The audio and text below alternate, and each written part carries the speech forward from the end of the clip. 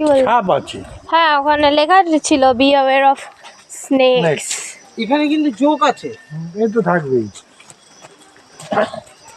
আচ্ছা জোক কি জুতোর ভিতর দিয়ে চলে যেতে পারে? হ্যাঁ, কি করে?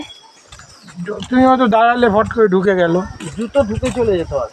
কি করে ওরা মানে ভেদ করে কি করে? এটাই তো তোর উপর দিয়ে ভেদ করবে, জুতো ভেদ করবে না, উপর দিয়ে পায়ের উপরে আস্তে লেগে হয়তো প্যান্টে লাগলো, বুঝলি, আস্তে আস্তে লেগে ওখানে। ও বড় বড় গাছ আছে, পুরনো গাছ।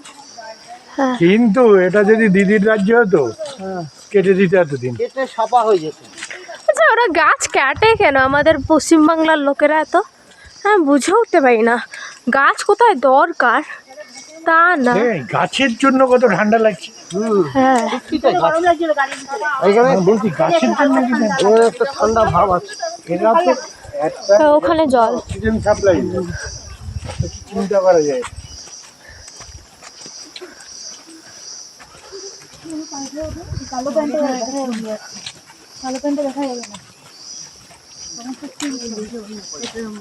এখন কিন্তু একটা জিনিস সুদীপবাবু কমে গেছে,